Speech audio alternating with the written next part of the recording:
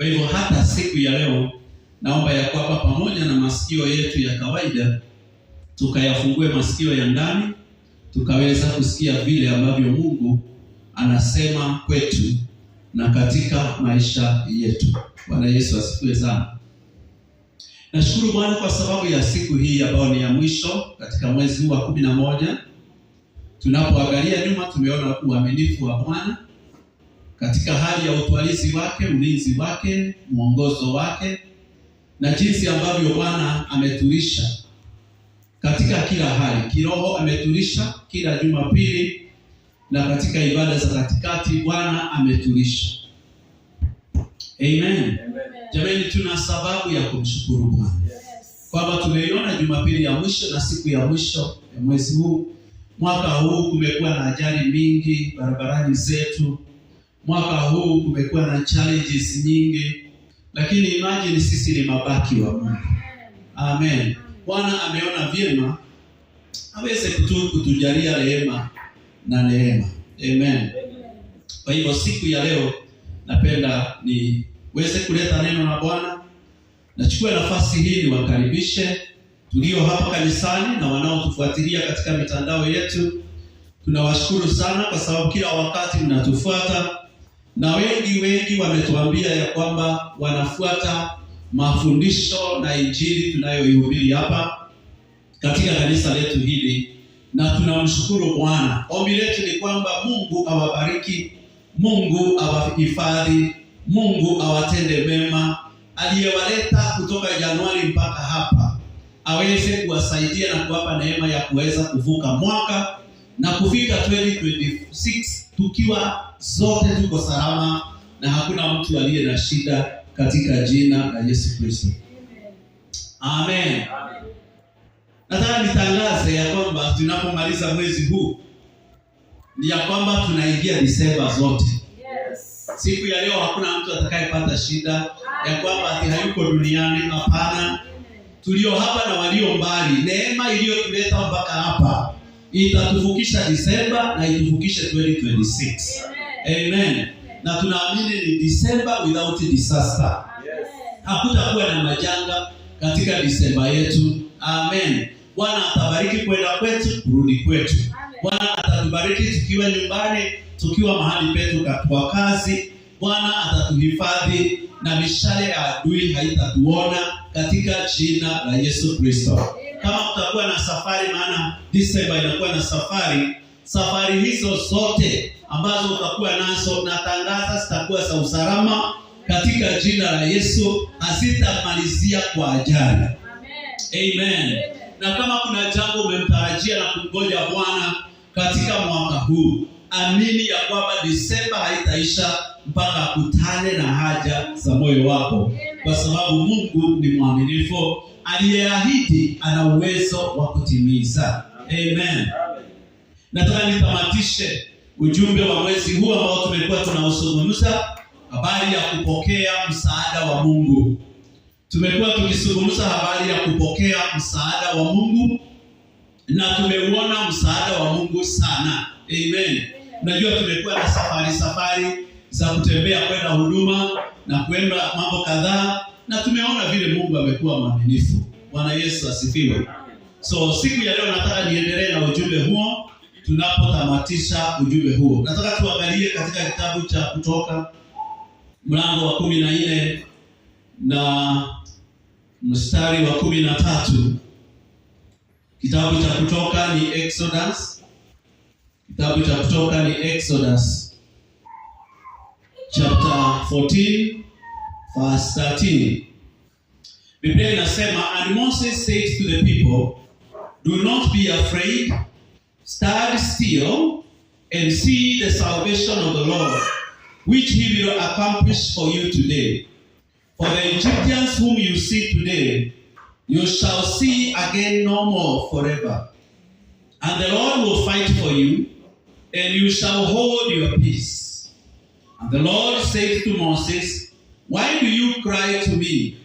Tell the children of Israel to go forward, but lift up your rod and stretch out your hand over the sea, divide it, And the children of Israel shall go on dry ground through the midst of the sea. And I indeed will harden the hearts of the Egyptians, and they shall follow them. So I will gain honor over Pharaoh and over all his army, his chariots and his horsemen. Then the Egyptians shall know that I am the Lord, when I have gained honor for myself over Pharaoh, his chariots and his horsemen.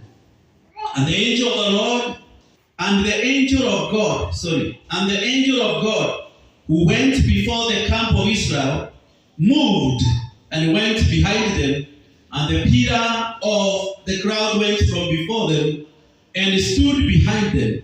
So it came between the camp of the Egyptians and the camp of Israel. Thus it was a cloud and darkness to the one, and it gave light by night to the other, so that the one did not come near the other all that night.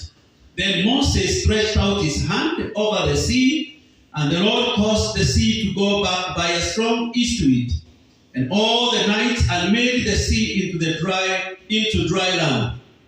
And the waters were divided.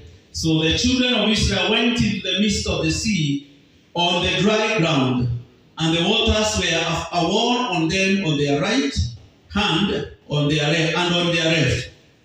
And the Egyptians pursued and went after them into the midst of the sea, all Pharaoh's horses, his chariots, and his horsemen.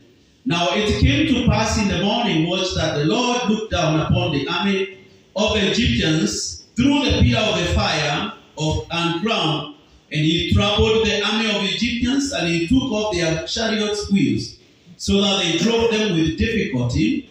And the Egyptians said, "Let us flee from the face of Israel, for the Lord fights for them against the Egyptians." Bwana Yesu asifiwe. Then the Lord said to Moses, "Stretch out your hand over the sea, and the waters may come back upon the Egyptians, on their chariots and on their horsemen." And Moses stretched out his hand over the sea, and when the morning appeared, the sea returned to its full depth, while the Egyptians were fleeing into it. So the Lord overthrew the Egyptians in the midst of the sea. Amen. Hii story ni story ambayo ni ya muhimu sana in the life of Israel. Tunaelewa ya kwamba wana wa Israeli walikaa miaka 430 katika nchi ya utumwa.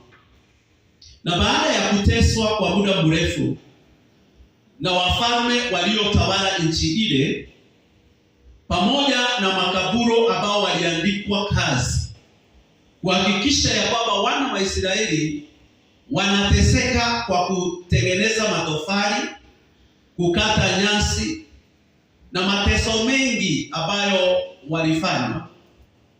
Na kusudi lilikuwa ili ya kwamba wasiweze kuongezeka, wasiweze kufaulu, kwa maana wao walifikiria ya kwamba katika nchi ile wakiongezeka na kufaulu, siku moja wanaweza kuungana na maadui zao, wapigane na wao na wawanyang'anye ile nchi. Lakini tunajua katika kitabu cha Kutoka mlango wa 3, Mungu alizungumza na Mose, akamwambia ya kwamba nimesikia kilio cha wana wangu, nimeona mateso yao, nimeteremka ili niweze kuwasaidia. Kwa hiyo njoo niweze kukutuma ili ya kwamba uende Misri ukatangazie Farao ya kwamba aachilie watu wangu waende ili wakanitumikie katika nyika. Biblia inasema ya kwamba Mose akaongea na Mungu, akamwambia namba 1, mimi sijui namna ya kuongea. Namba 2, sijawahi simama mbele ya mfalme yoyote. Namba 3, huko ndio nilitoroka na huko ndio unaniambia niweze kurudi. Mungu akamwambia hapana, mimi ndio hutengeneza midomo, mimi ndio hupeana usemi, mimi ndio husaidia watu namna ya kuongea. Kwa hiyo Mose akaweza kupokea mwito na Mungu akamtuma kwenda kuwaleta, lakini akampatia watu wa kumsaidia, mmoja akiwa ni Aroni na yule mwingine akiwa ni Huri. Akawaambia kwamba hawa watakusaidia kwa sababu Aroni anakuelewa, ni ndugu yako. Unapohugumiza anaelewa kile ambacho unasema. Kwa hivyo enda ukawatoe katika nchi ya Misri. Kuna picha nataka uone mpendwa, ya kwamba hawa ni watu ambao wamechoka na maisha ya mahali pamoja na maisha ya kawaida. Kila asubuhi ni kuamka kutengeneza matofali mpaka jioni, unachapwa viboko huku nyuma na hauna namna. Ni ishara ya vile tulivyokuwa katika ufalme wa giza. Wakati tulikuwa hatujaokoka, kuna mfalme ambaye anaitwa Shetani.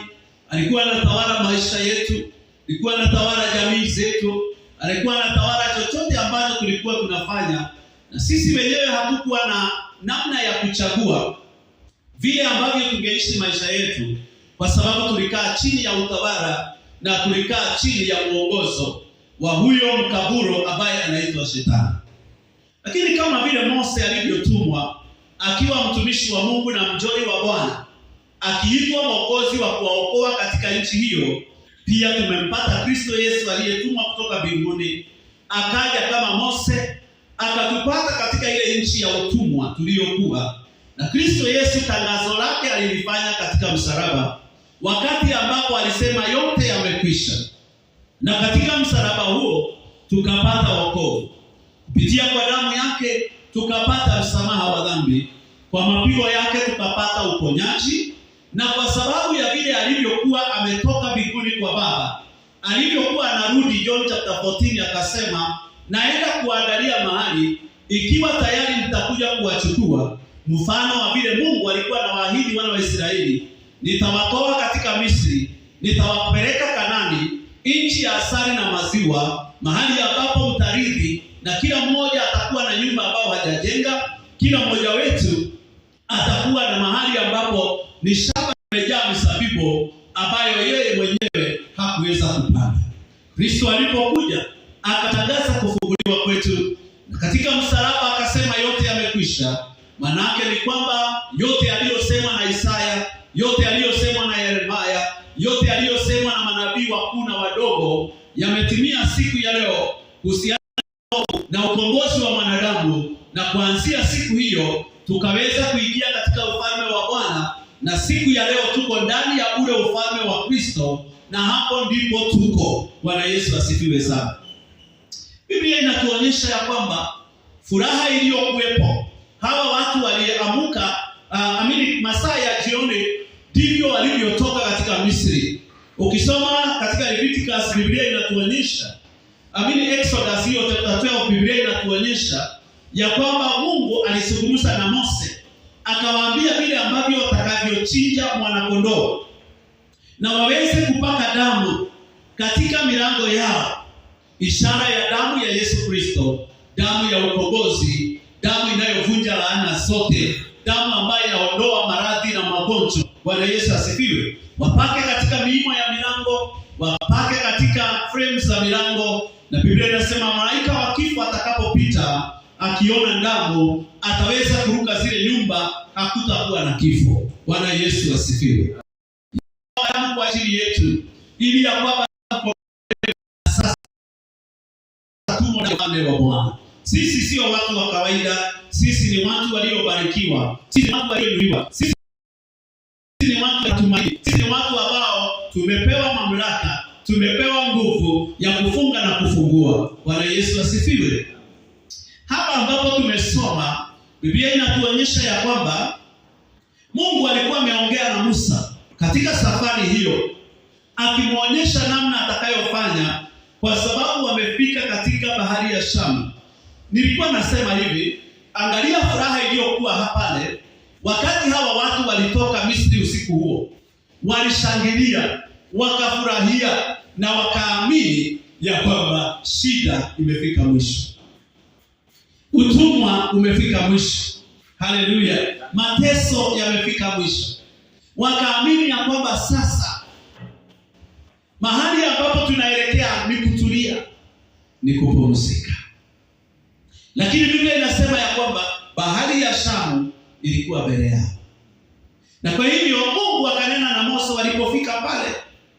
Unajua ya kwamba Mose alikuwa na kijiti ambao alikuwa anatumia kufanya miujiza hata pale Misri. Alitumia kijiti hicho akifanya miujiza. Na Biblia inasema ya kwamba Musa akaambia watu wasiogope, wasimame imara. Bwana Yesu asifiwe sana.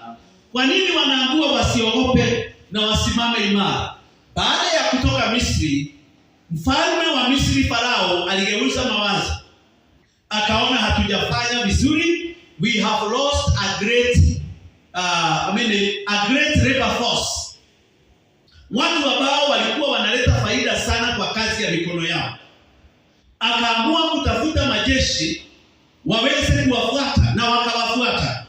Nataka niseme ya kwamba baada ya kuokoka bado huwa tunafuatwa, kwa sababu shetani hajawahi amini ya kwamba tuliokoka. Amen. Baada ya kuokoka haimaanishi ya kwamba hatutakutana na vizuizi. Haimaanishi ya kwamba hatutapatana na changamoto. Haimaanishi ya kwamba hatutapatana na mambo yaliyo beyond our strength, yaliyo beyond our ability. Hawangefanya chochote, kwa sababu nani atakayepita katika Red Sea? A very big sea, a very wide sea. Wangeweza namna gani ku cross over? Hebu tuende pamoja. I'm taking you somewhere. Bwana Yesu asifiwe sana. Kwa hiyo wakati ambapo Farao aliwafuata, hawa wana wa Israeli walianza maneno. Wakamwambia Mose, tulikwambia hakukuwa na haja ya kututoa kule. Kumbuka tulikwambia kwamba kuna makaburi. Kama tungekufa mahali pale, sasa ingekuwa ya kwamba tumezikwa katika makaburi yaliyo mazuri. And when Pharaoh drew near the children of Israel, verse 10, their eyes, and behold, the Egyptians marched after them. So they were afraid, and the children of Israel cried out to the Lord. Then they said to Moses, because there were no graves in Egypt, have you taken us away to die in the wilderness? Why have you dealt with us to bring us out of Egypt? Is this not the word that we told you in Egypt, saying, let us alone that we may serve the Egyptians, for it would have been better for us to serve the Egyptians than we should die in the wilderness. Hawa watu wameona the Red Sea. No, wameona the enemies. Hata hawajafikiria mambo ya Red Sea first. Wameona maadui zao, wamewafuata. Jambo la kwanza ni ya kwamba wakaogopa. Amen. Jambo la pili ni kwamba wakazungumza maneno ambayo sio maneno ya imani, ni maneno ya uoga, ni maneno ya kuisha, ni maneno yasiyokuwa na tumaini. Sijui kama kuna wakati unafika mahali naogopa. Yale mambo yamekusumbuka, zile challenges ambazo unapitia, ukiangalia hakuna tumaini, moyo wako unaanza kuogopa. Mdomo wako unaanza kuzungumza maneno, naona hii ugonjwa itaniua. Naona watoto wangu sasa hawatasoma, vile school fees imekuwa raised, mimi naona watoto wangu ni kama hawatasoma. Vile ambavyo hali ya maisha imeenda juu, mimi ninaona ni kama maisha, we are not going to make it. Bwana asifiwe. Haleluya. Ni hali ya kawaida kwa mwanadamu kuona mambo mazito na magumu akaogopa. Ni hali ya kawaida kwa mwanadamu kupitia hali ngumu akazungumza maneno yasiyokuwa na tumaini. Bwana Yesu asifiwe. Biblia inasema ya kwamba wakamwambia Mose, kulikuwa na makaburi tungezikwa. Instead ya kuona hope, waliona death. Waliona kuisha kwao. Bwana Yesu asifiwe sana. Nimekuja kuambia mtu, it's not about what you are seeing, it's about what he is saying. Amen. It's not about what you are seeing, it's about what he is saying. Amen. Anasema nini katikati ya hiyo shida? Bwana Yesu asifiwe sana. This is what God said to Moses. Ya kwamba and Moses said to the people, do not be afraid. Simameni imara. Mtaona ufalme, wokovu wa Bwana atakao utimiza siku ya leo. Verse 15. And the Lord said to Moses, Why do you cry to me? Tell the children of Israel to go forward. Amen. It's not about what you are seeing. It's about what he is saying. Sio kile unaona ni kile anasema. Are you able to hear what the Lord is saying? In the midst of that trouble, in the midst of that sickness, in that sick bed, mahali umelazwa kwa sababu wewe ni mgonjwa. Labda daktari alisema mpelekeni nyumbani akagojee Bwana.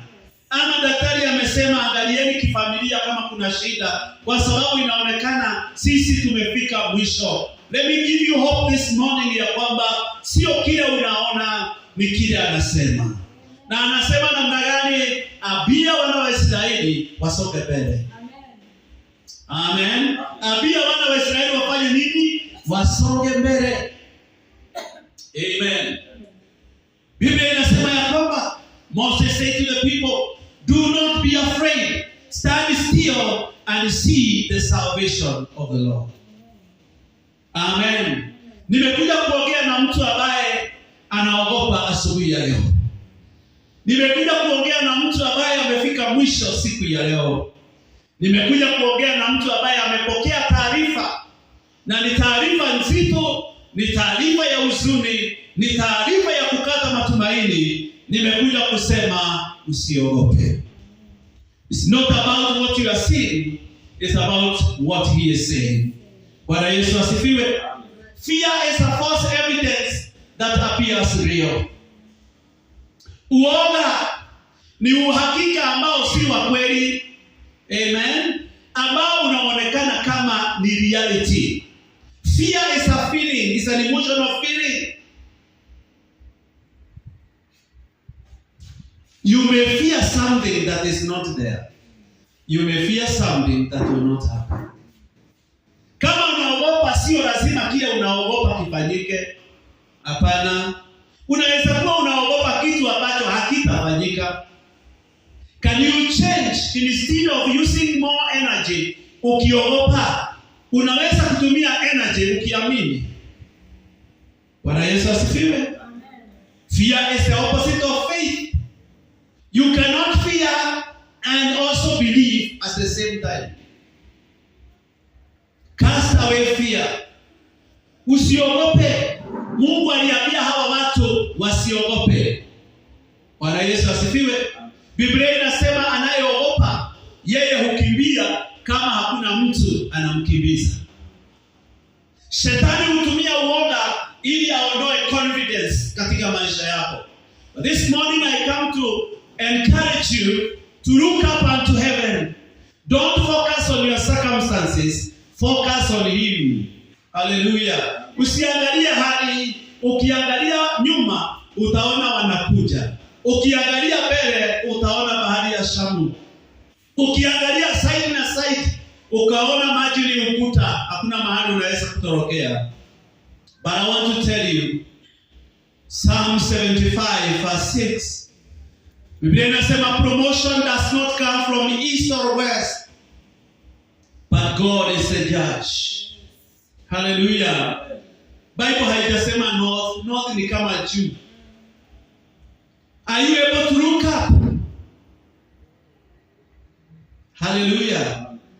Kama unaweza kumwangalia huyo Kristo msalabani, uone vile ambavyo ametundikwa misumari, uone vile damu inamwagika, uone vile analia Eloi Eloi sabakthani, halafu ujue ni kwa ajili yako. Amen. I want to encourage you that he will never leave you, he will never forsake you. Nimekuja kusema ya kwamba the way I know with my God, he will do it. Amen. I'm telling you, he will do it. Hata kama inaonekana ngumu, he will do it. Bwana asifiwe sana. Ni nini hii umemwambia Bwana? Inaonekana kama imekawia. I'm telling you, he will surely do it. Amen. Do not fear. That word appears 365 times in the Bible, the Old and the New. That simply tells us every day, unapoamka, there is something to fear. But the Bible is telling you, the voice of the Lord is telling you every morning, do not fear. Amen. Sauti ya Bwana kila asubuhi inakuambia usiogope. Ukiamka unasikia mwili sio sawa, usiogope. Ukiamka upate ripoti mbaya kwa simu, usiogope. Ukiamka usikie ripoti mbaya kwa taifa, usiogope. Badala ya kuogopa, have faith in God. Hallelujah. Have confidence in God. Bwana Yesu asifiwe. Job alipata challenges mingi kwa mwili, kwa familia, kwa mali. Finally he said, I know my Redeemer lives, and that I will see him in this body. Hallelujah. You will see him. I say you will see him. I say you will see him. Bwana Yesu asifiwe. Number 2 thing Moses is telling them, stand still and you will see the deliverance of the Lord, or the salvation of the Lord. Simameni imara na mtaona ukombozi ama wokovu ambao Bwana atautimiza siku ya leo. Stand still, that means be immovable. Usiondolewe mahali pako. Hata kama mambo ni magumu, usiondoke mahali pa maombi. Usiondoke mahali pa haki na utakatifu. Usifanye mambo ambayo haufai kufanya kwa sababu ya yale mambo yanayokusukuma. Stand your ground. Ephesians chapter 6 from verse 10. Paul anasema ya kwamba put on the whole armor of God that you may be able to stand in the evil day. Hallelujah. Lazima tuweke silaha zote za vita. Na hizo silaha zote za vita, as Paul is explaining, all of them they mean Jesus. And that Jesus is in you. Jesus is our righteousness. Jesus is the word of God. Jesus is our salvation. Jesus is the truth. Hallelujah. Jesus is our peace. Jesus is our salvation. So hizo silaha zote they mean Jesus. Today we are not wearing all those armory kama the Roman soldier. We are just receiving Jesus in our lives and also allowing Jesus to reign in our lives. Do you have Jesus in your life? Can you say, I am good? Can you say, I'm good to God? Kwa sababu uko na Yesu ndani yako, usiogope. You are good to God. Bwana Yesu asifiwe sana. That word means keep your ground. Simama kwa ground yako. Do not allow the enemy to have your ground. Bwana Yesu asifiwe sana. That word means do not be movable. Be stable. Hallelujah. Keep your position. Bwana Yesu asifiwe. Ephesians chapter 2 is telling us we are raised together with Christ, and we are also seated together with Christ in heavenly places. Keep your ground. You are not fighting from a low ground. You are fighting from a higher ground. Bwana Yesu asifiwe. Mose anaendelea kuambia namna gani? Stand still and see the salvation of the Lord. What are you seeing? Number 3 thing I'm saying, focus on the Lord, not on your circumstances. Believe in his salvation. Believe in his deliverance. Believe in his healing. Believe in his restoration. Hata kama kuna vitu vimepotea, hata kama kuna mambo yameharibika, do you know that he is able to restore? Yes. Amen. Do you know he is able to restore? Yes. Jeremiah 17 verse 30. I will restore health unto thee, and I will heal all your wounds. Nitawarejeshea afya na nitawaponya vidonda zote. Jeremiah 17 verse 30. Bwana Yesu asifiwe. Amen. Joel chapter 2 verse 25. I will restore all that the cankerworm ate, the palmerworm ate. Hallelujah. The locusts destroyed. I will restore. We serve a God of restoration. Hallelujah. It doesn't matter what you have lost. It will come back to you. Labda asubuhi leo umepoteza afya, umepoteza mali, labda uliwekelea pesa zikapotea. Ama labda ulifanya biashara ukahadaiwa, ama biashara yako ulifunga na sasa uko kwa nyumba hujui utafanya namna gani. I pray for you in the name of Jesus, that the God of restoration will restore you in the name of the Lord. Wacha Bwana wa urejesho akurejeshe, kwa maana yeye ni mwaminifu. Hallelujah. Hallelujah. Akurejeshe, anasema njoo kwangu nikurejeshe. He is a God of restoration. Anajua kurestore. So focus on him. Don't focus on your circumstances. Mose anawaambia ya kwamba tazameni muone ukombozi. I'm asking this morning, ni nini unaona? Are you seeing death? Unaona ukiisha? Change your focus. Amen. This is the ability to see with the eyes of the Spirit. Hii sio hii macho. Hapana. Paul anasema, anawaombea ya kwamba macho yao yafunguke, ya ndani yafunguke, waweze kuona. Asubuhi ya leo nakuombea ufunguke macho ya ndani, uone ushindi. Amen. Elisha is praying for his servant, ya kwamba macho yake ifunguke, ili aone walio upande wao ni wengi kuliko walio upande wa adui. Bwana Yesu asifiwe. Na macho ilipofunguka akaona hivyo. Amen. Are you able to see victory even in that turmoil? Are you able to see advantage in that adversity? Hallelujah. Hallelujah. Hallelujah. I say praise the Lord. Amen. Are you able to see victory in that battle? Yes. Amen. Amen. Yes. Yes. You have to focus on him. Amen. And number 4, he is telling them that the Lord is going to fight for you. Amen. And the Lord will fight for you. And the enemies that you see today, you will not see them anymore. Hallelujah. And indeed will harden the heart. Sorry. And the angel of the Lord, how you verse? Verse 14. And the Lord will fight for you and shall hold your peace. Amen. Verse 14. Bwana atawapigania na nyinyi mtakimia. Hamutaongea. When the Lord is at work, we are not at work with him. No. He alone is at work. Amen. Wakati Mungu anafanya kazi ni yeye anafanya, sio sisi.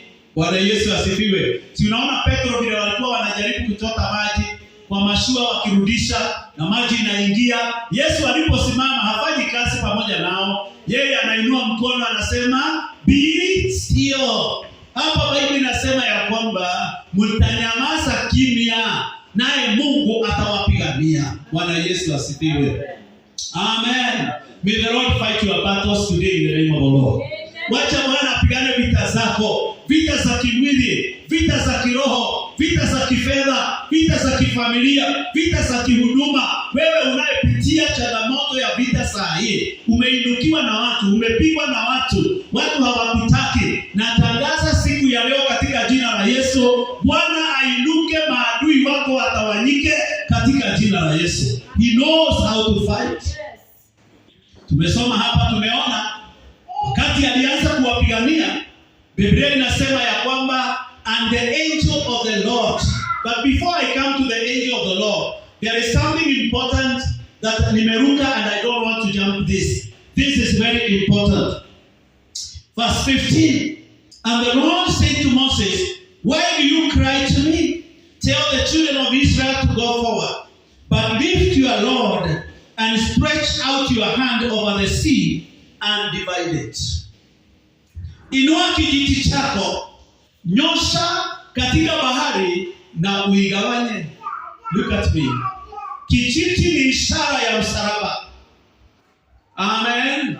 Uponyaji wetu, our crossing over from this kingdom to the other kingdom is by the cross.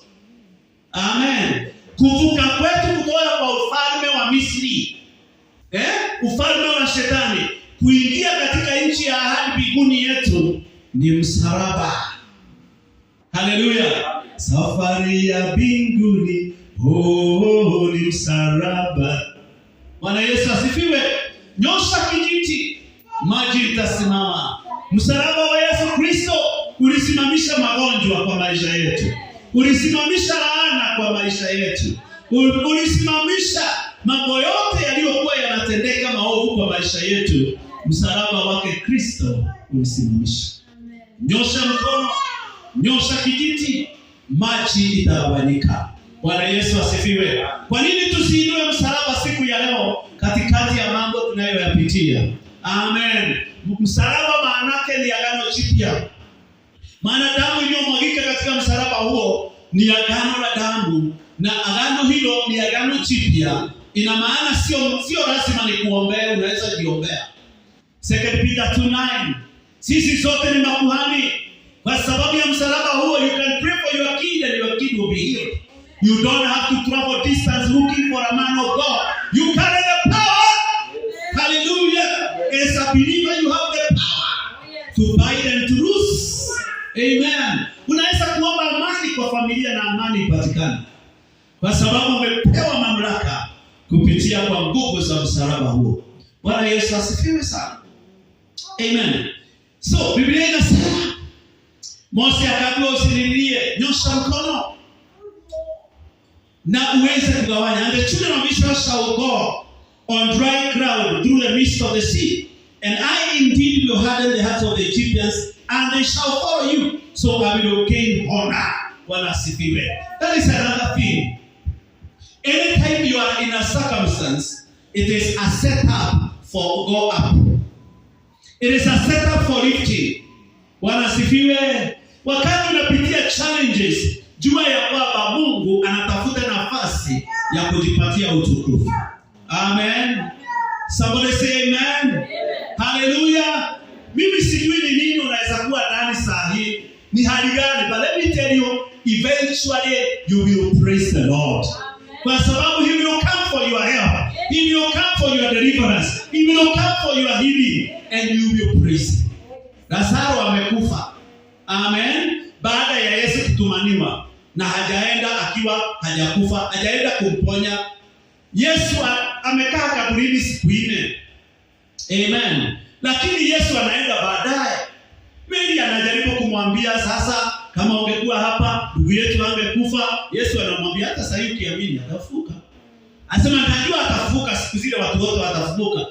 Na Yesu asemi, lakini anamaanisha, mimi simaanishi hiyo. I mean, I am the life, and the resurrection. I am the resurrection and life. Ukiamini saa hii, it's a matter of faith. Amen. Tell your neighbor, it's a matter of faith. Just believe. Amen. All things are possible to they that believe. Even death can come back to life. Even cancer can be healed. High blood pressure can be healed. Sugar diabetes can be healed. Hallelujah. Hey, hey, hallelujah. You can become a millionaire, I'm telling you, by the blessing of God. Amen. Without a lot of struggle.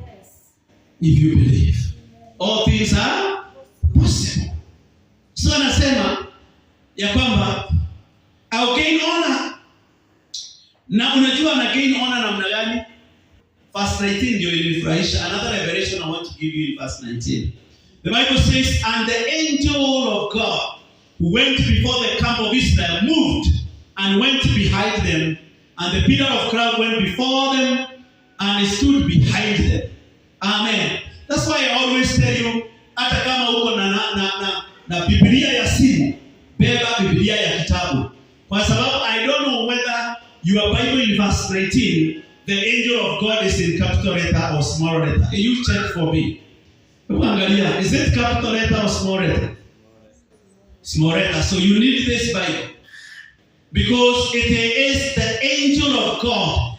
Both angel and God is in capital letter. Amen. Hallelujah. That means ya kwamba the angel of the Lord is addressing somebody. Who si malaika wa kawaida. These are not serving angels. Oh, hallelujah. Can I give you a revelation? We are talking about Jesus here. Amen. Any place you see in the Bible, the angel of the Lord in capital letter, it is talking about Jesus appearing before coming to be born. We call it theophany. The appearing of Christ before he came. The angel of the Lord. Nakumbuka Biblia inasema ya kwamba huyo malaika wa Bwana amekuwa akitembea mbele yao kila wakati. Hey. Somebody hallelujah. Bible inasema namna gani Psalms? Walikunywa maji kutoka kwa mwamba uliokuwa unatembea pamoja nao nyikani. Huo mwamba ni nani? Ni Yesu Kristo. Jesus was involved in the deliverance of the children of Israel, now after their inheritance as they go. Amen.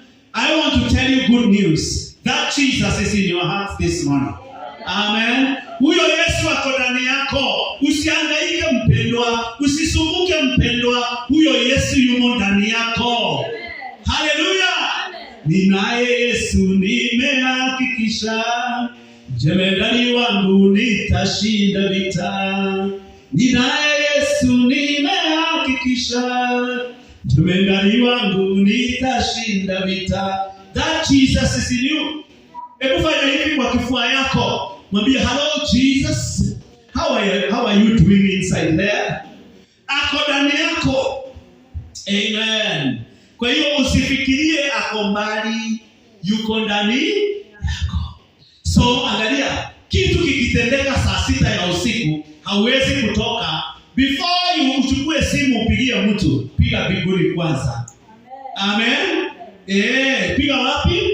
Biguni kwanza. Ukipiga biguni atasikia. Jeremiah 33 verse 3. Call upon me and I will hear, and I will show you great things that you know not.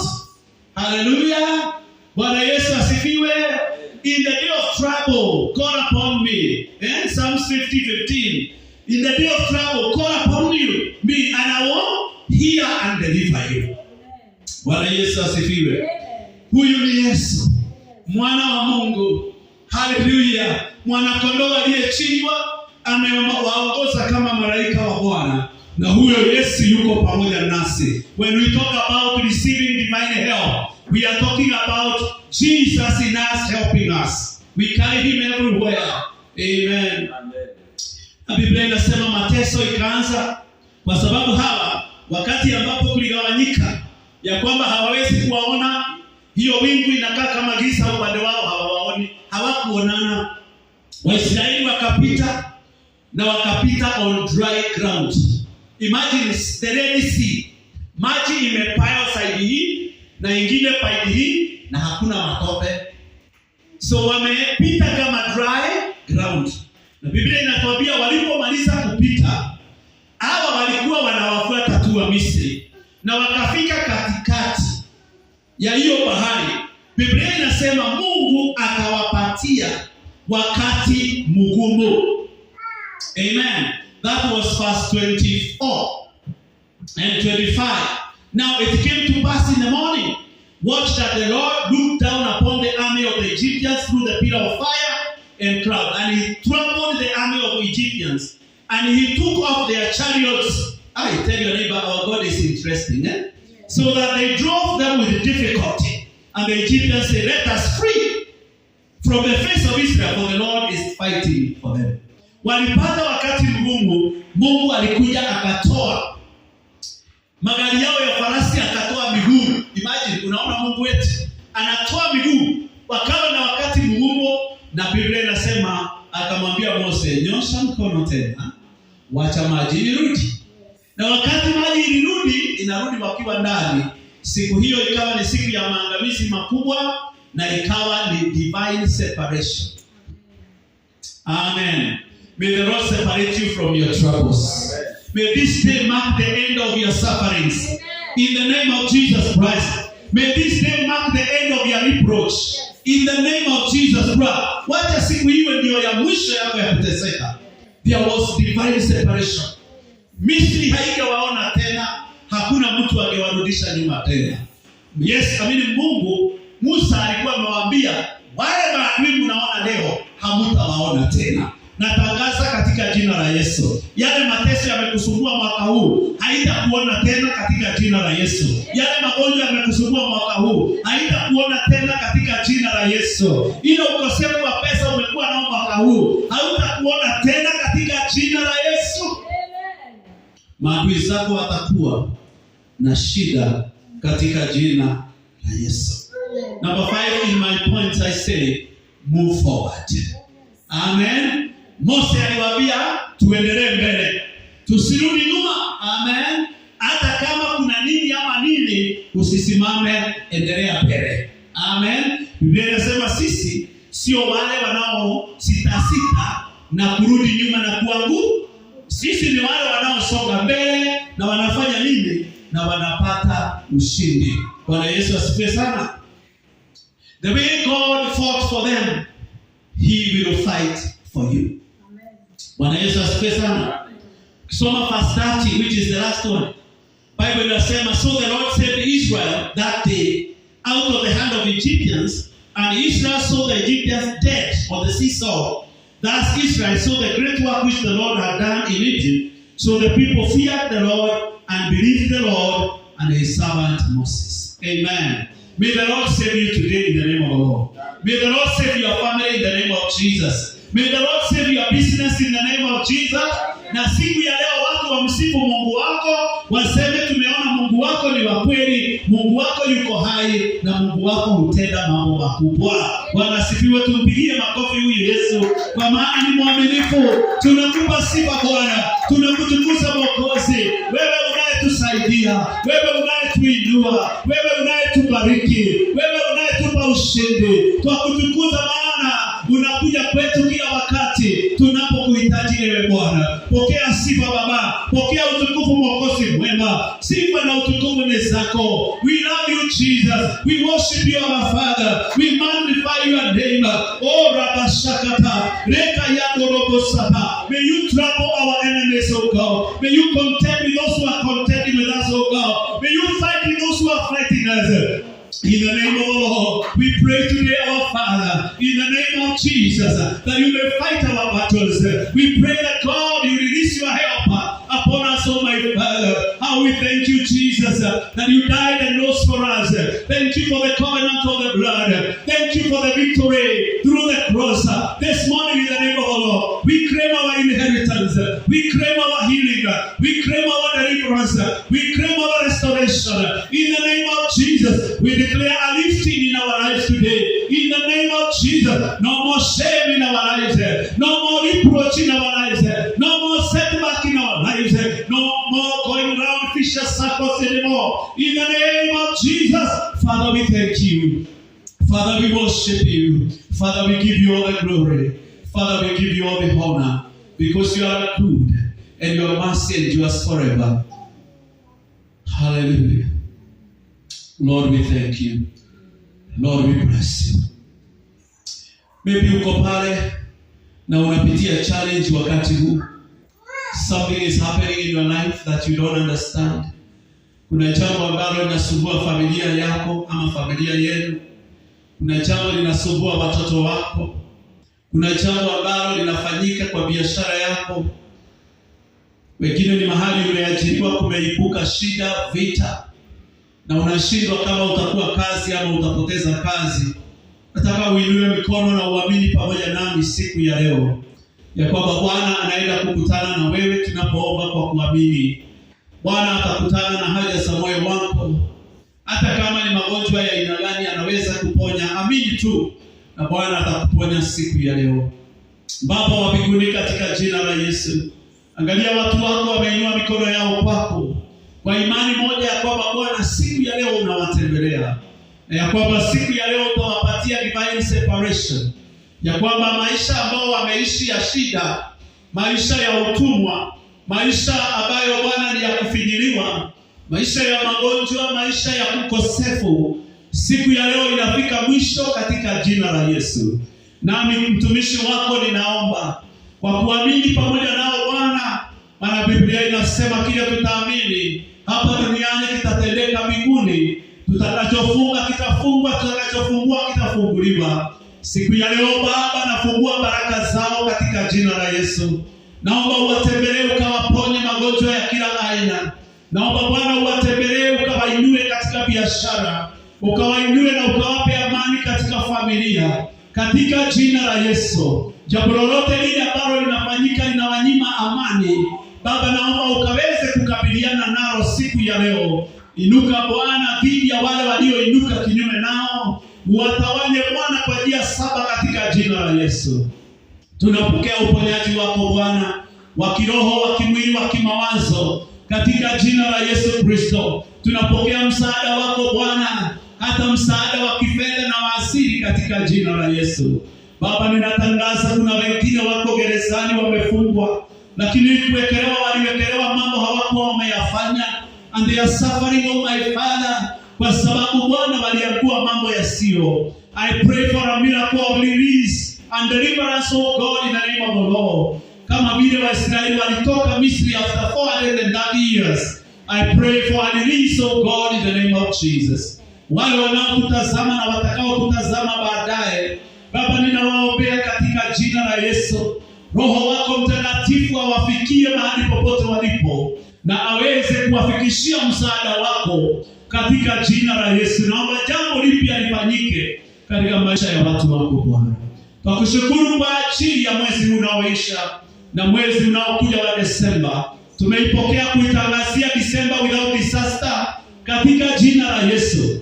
Tuwabariki kazi za mikono yetu, tuwabariki safari zote tunazoenda katika jina la Yesu. Tuwatangaza ulinzi wako Bwana kwetu pamoja na watoto wetu katika jina la Yesu.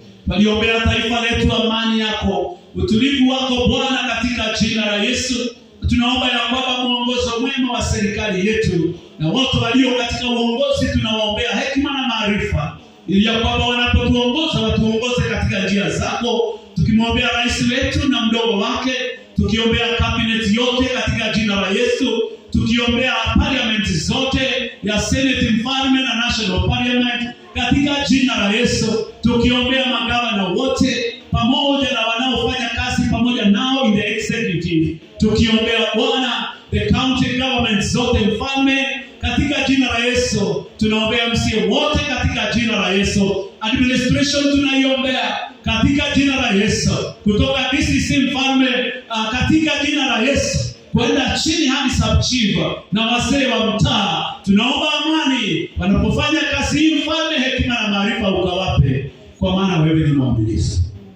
Kuna wenzetu Bwana wanalia asubuhi ya leo kwa sababu wamepoteza wapendwa wa karibu. Tunawakumbuka mbele zako katika jina la Yesu, kama mchungaji Elijah Bwana ambaye amepoteza mke wake. Tunawaombea amani, tunawaombea Bwana utulivu, tunaomba faraja zako zitokako kwako katika jina la Yesu, na pamoja na wengine Bwana ambao wako na shida na matatizo, kwa sababu wewe ni mwaminifu. Kutana na watu wako, uwabariki na uwainue, kwa sababu wewe ni mwema na mwaminifu. Asante Kristo mwana wa Mungu.